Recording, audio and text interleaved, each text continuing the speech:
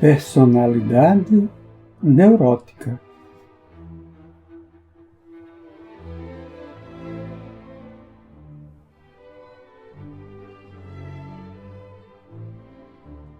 O entendimento da personalidade neurótica, ou conforme termo de Henri A., do caráter neurótico,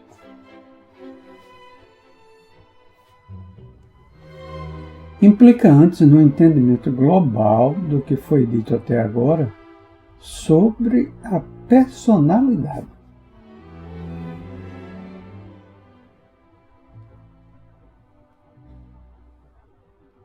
Das disposições pessoais, do arranjo peculiar dos traços no interior do eu,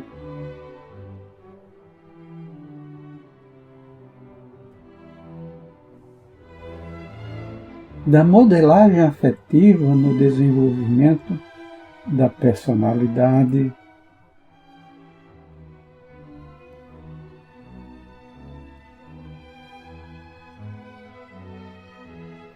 da história biológica e existencial do indivíduo e das exigências adaptativas que a vida solicita.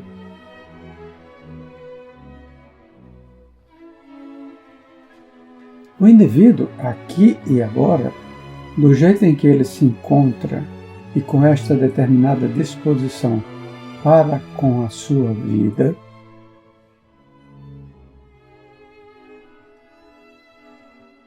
só pode ser compreendido como uma resultância daquilo que ele trouxe para a vida, através de sua natureza constitucional, com aquilo que a vida trouxe para ele, através de seu destino existencial.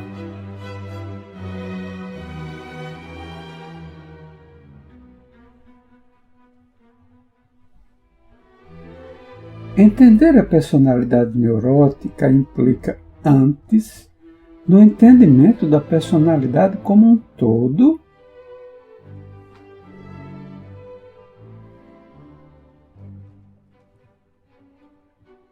normal ou alterada, apta a responder harmonicamente à vida ou claudicar por dificuldades imanentes ao seu modo de ser.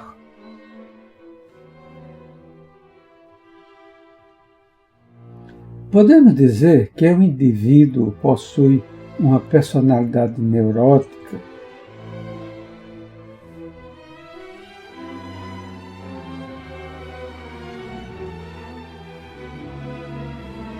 quando ele reage neuroticamente diante dos eventos de uma forma habitual e isto passa a caracterizar sua maneira de existir.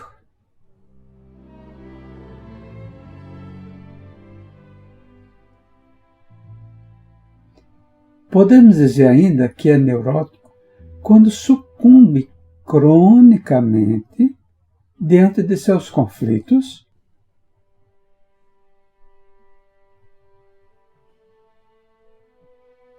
sucumbe não apenas aos conflitos atuais, mas também, sobretudo, aos conflitos remanescentes do passado.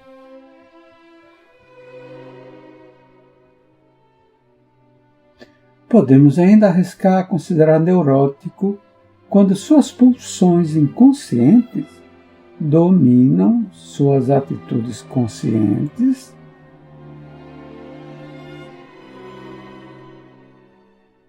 quando constatamos uma falha crônica em seus mecanismos de defesa,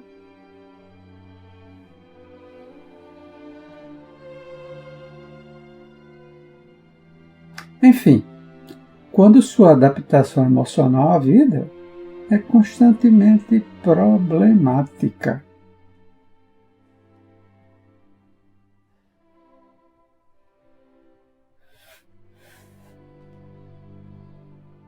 Sempre que as reações vivenciais anormais ou os distúrbios adaptativos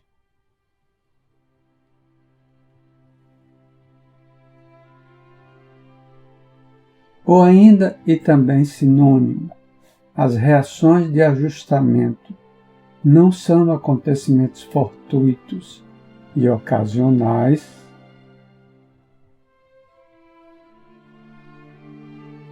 mas constituem uma maneira perene e constante de relacionar-se com a realidade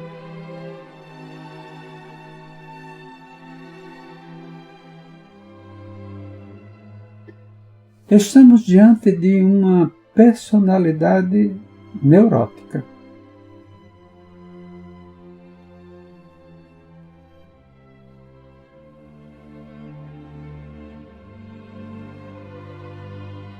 É tênue e às vezes impossível, clinicamente, uma delimitação precisa entre aquilo que estudamos como transtornos da personalidade e a personalidade neurótica.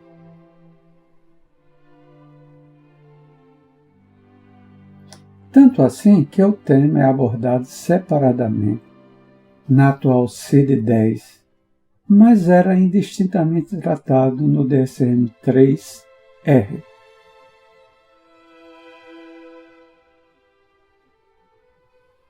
A grosso modo, poderíamos dizer, se de fato foi imprescindível uma distinção,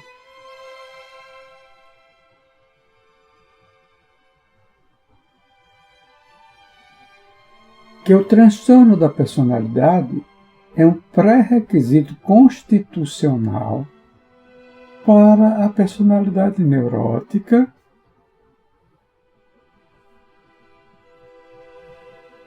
e que esta aparece apenas como uma evidência clinicamente estabelecida daquela.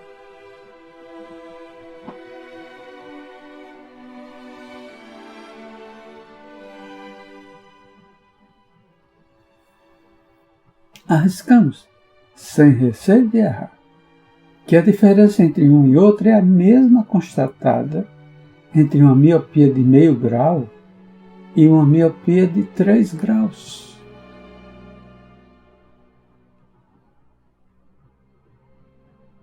Ou seja, com meio grau, o indivíduo ainda se conduz na vida sem auxílio de óculos, embora não tenha uma visão tão fiel da realidade.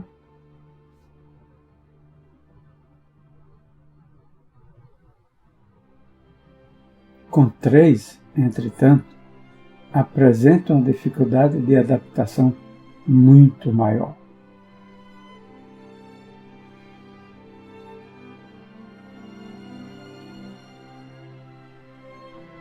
Desta forma, o conceito de personalidade, seja referente à personalidade neurótica ou normal,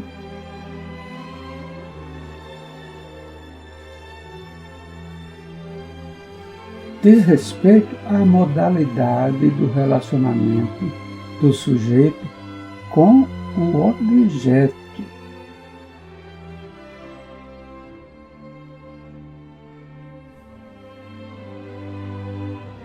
Os critérios de avaliação destas relações objetuais normalmente são estabelecidos pelo conjunto normativo de um sistema cultural.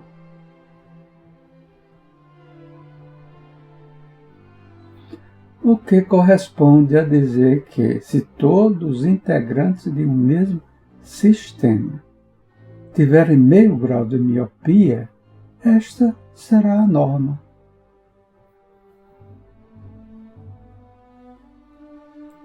Arguir a personalidade deve ser uma atitude que, primeiramente, leve em conta a circunstância cultural, temporal e até existencial na qual o indivíduo está inserido.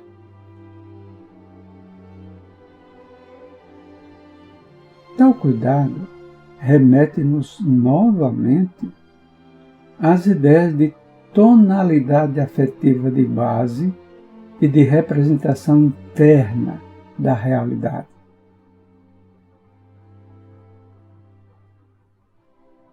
A primeira como sendo as lentes através das quais a realidade chega ao interior do ser e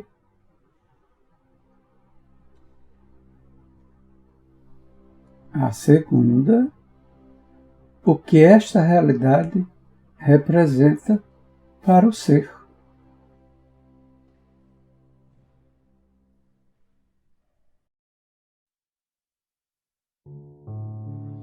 A personalidade neurótica percebe a realidade com olhos míopes.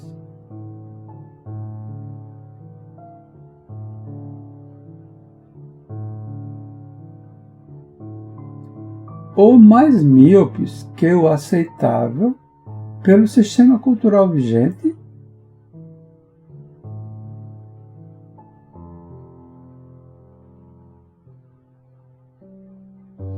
e faz representar internamente uma realidade capaz de produzir algum sofrimento.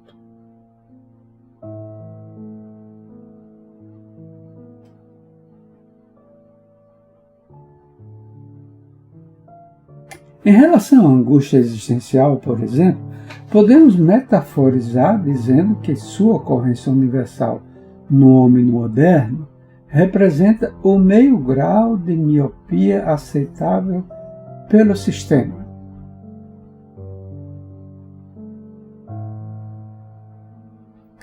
Ultrapassando esse meio grau de miopia, a pessoa será, no caso de se observar os efeitos mórbidos e conhecidos do excesso de miopia,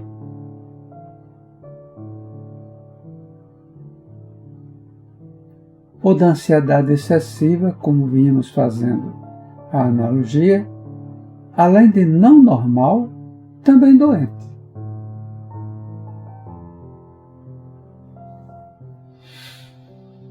Alguém deste meio grau, aquém deste meio grau, o indivíduo se encontrará também na posição de não normal.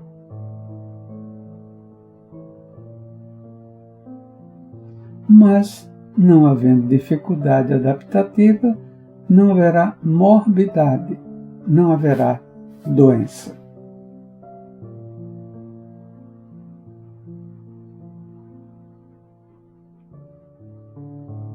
Aliás, a comparação didática da miopia com a neurose parece ser muito boa.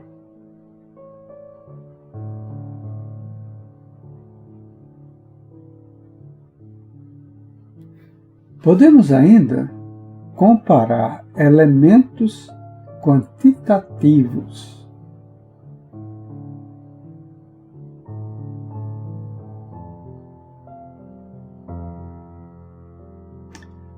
A partir de quantos graus a miopia inviabiliza nossa mobilidade socioocupacional?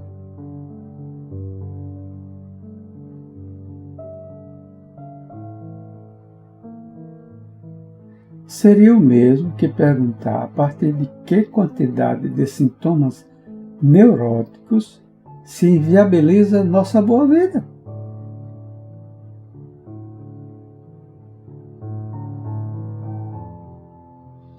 A angústia existencial, aos discretos comportamentos esteriformes do nosso cotidiano,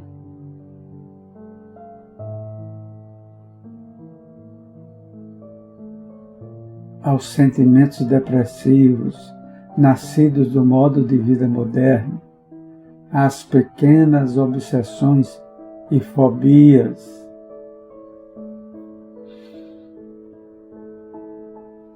que todos guardamos em segredo, isso tudo poderia representar nossa miopia emocional.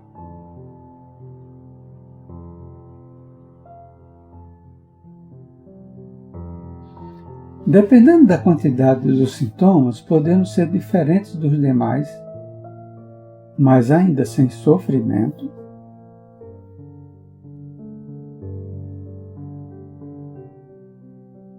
ou seja, sem a condição de morbidez necessária para considerar a doença franca.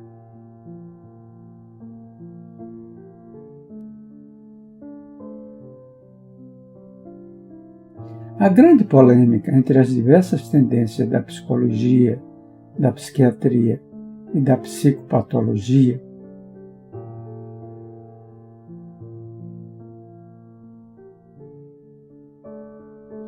diz respeito à etiologia desta miopia existencial ou emocional.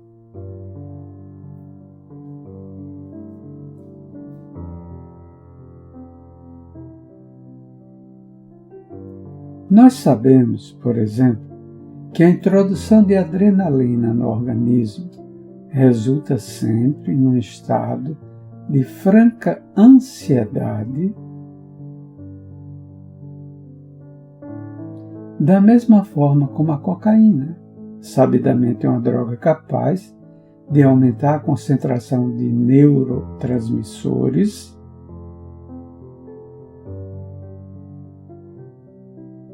dopamina na fenda sináptica, produz o estado afetivo euforizante.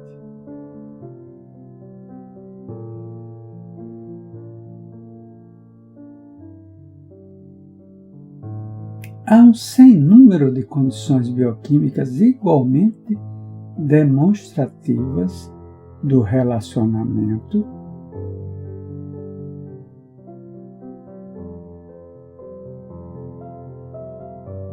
entre a neurofisiologia e os estados afetivos.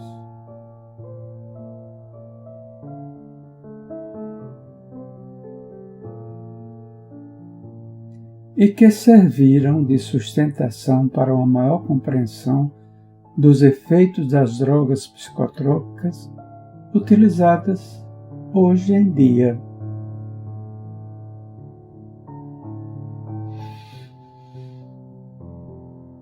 Por outro lado, também sabemos que a ansiedade produzida por uma situação de franca emergência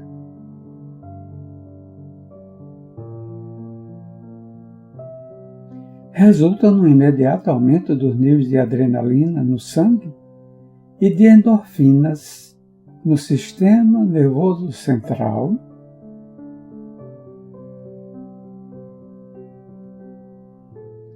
o que nos coloca diante do problema do ovo e da galinha. Qual acontece primeiro?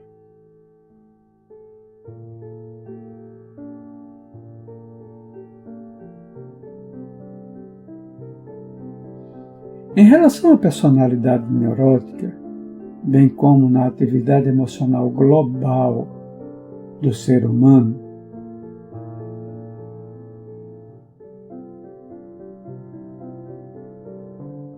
o bom senso recomenda que a disposição peculiar do indivíduo em relacionar-se com o mundo objetual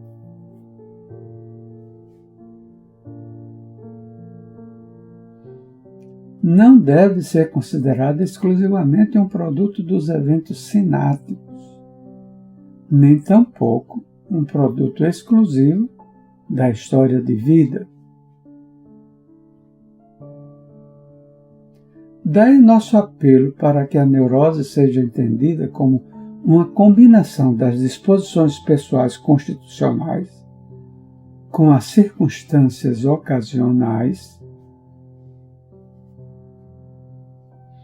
que permeiam a existência deste indivíduo, conforme vimos antes.